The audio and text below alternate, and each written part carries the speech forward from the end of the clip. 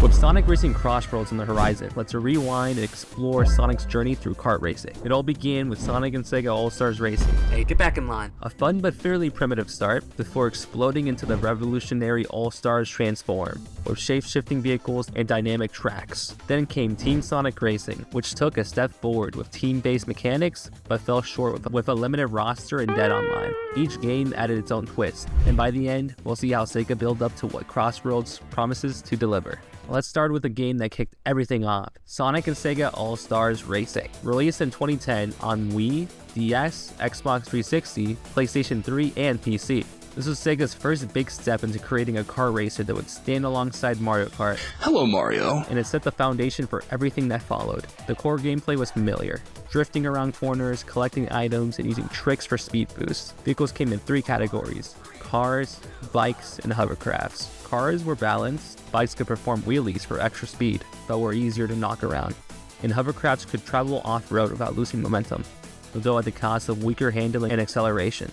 One standout feature was the All-Star moves, character-specific abilities that activated when you were falling behind. Sonic and Shadow would transform into their super forms, while other characters had moves tied to their own franchises. The track selection was a love letter to Sega's history. There were 24 courses across franchises like Sonic the Hedgehog, Jet Set Radio, Samba de Amigo, The House of the Dead, and Super Monkey Ball.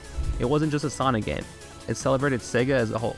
The Xbox 360 version even included Banjo and Kazooie as guest racers. And before the days of Smash Brothers, this was a pretty unique addition at the time.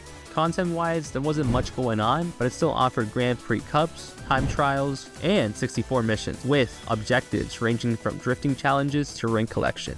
Completing races earned Sega Miles, which could be spent to unlock tracks, characters, music, and artwork, giving players reasons to keep racing. Reviews were generally positive, averaging in the mid-70s. Critics praised its tight controls, fun tracks, and the appeal of recognizable Sega characters, often calling it a solid alternative to Mario Kart. Some noted it wasn't particularly original, but overall, it successfully laid the groundwork for Sega's future racing games. 2 years later, Sega and Sumo Digital took everything they learned and went wild with the sequel, Sonic and All-Stars Racing Transformed. This wasn't just a sequel. It was a complete evolution, widely regarded by gamers and critics as the best kart racer Sega has ever made. The biggest addition?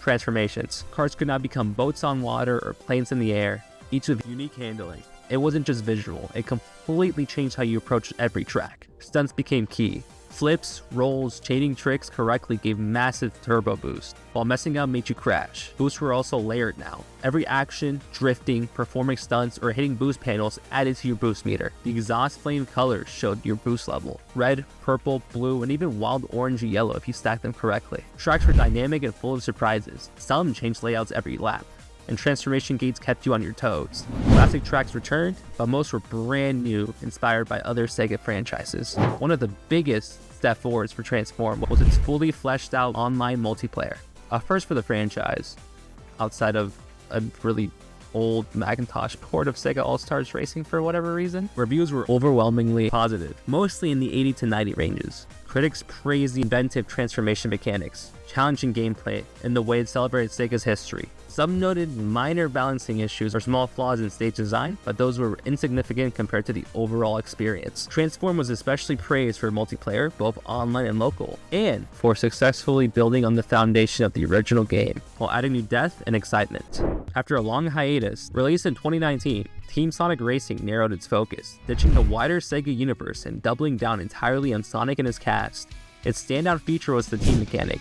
Instead of racing solo, players competed in squads of 3, drafting behind teammates, sharing items, and executing Team Ultimate Boost, added a cooperative twist that set it apart from other kart racers. Compared to Transformed, the differences were clear.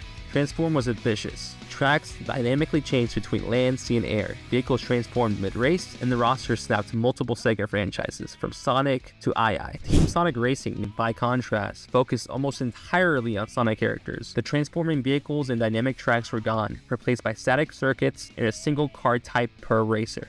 While the team mechanics added some depth, many players felt they couldn't make up for the smaller roster, fewer track gimmicks, and the loss of transformation-based variety that made Transform so replayable. The game's centerpiece, Team Adventure Mode, tried to tie races together with a story-driven campaign. Unfortunately, it fell flat. The story felt unnecessary, the writing was weak, and most of the mode boiled down to standard races and basic challenges stretched across a dual narrative. While it unlocked characters and customization options, many players found it more of a chore than a compelling feature. Multiplayer, which could have been the game's saving grace, ended up being one of the biggest failures. Online servers were unstable at launch, matchmaking was clunky. Within a week or two, the online scene was practically a ghost town. For a racer that relied so heavily on cooperation, the lack of a healthy online community severely limited long-term appeal. Reception was mixed to positive. Critics and players agreed the core driving felt smooth, and the team mechanic was clever. But drawbacks were hard to ignore. A smaller roster than Transformed, limited content, a divisive story mode, and inconsistent online functionality.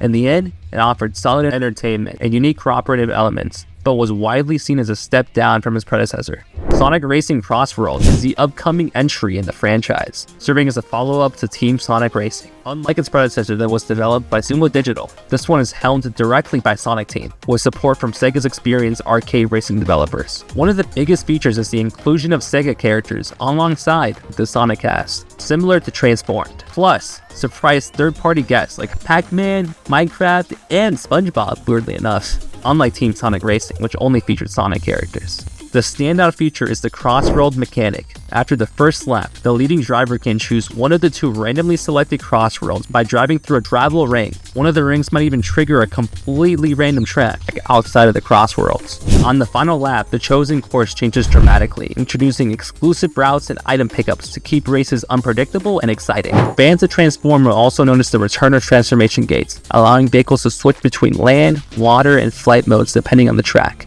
A feature Team Sonic Racing removed. Combined with Sonic Team's direction and Sega's arcade racing experience, this ensures CrossWorlds recaptures the variety and dynamic gameplay that made Transform so memorable.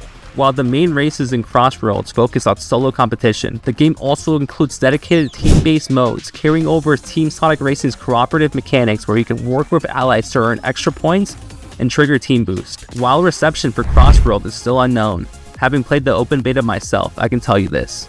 It's never been a better time to be a Sonic fan. And that's the story of Sonic's racing journey, starting with the early days of Sega Allstars Racing, moving through the ambitious Transform of its shape-shifting vehicles and dynamic courses, then the disappointing Team Sonic Racing, and now the upcoming Sonic Racing CrossWorlds, promising to bring back the variety, transformations, and the Sega roster fans have been missing. The future looks bright for Sonic, so buckle up, because Sonic CrossWorlds might be the car racer that brings it all together. Thanks for watching, and I'll see you at the finish line. See what I did there?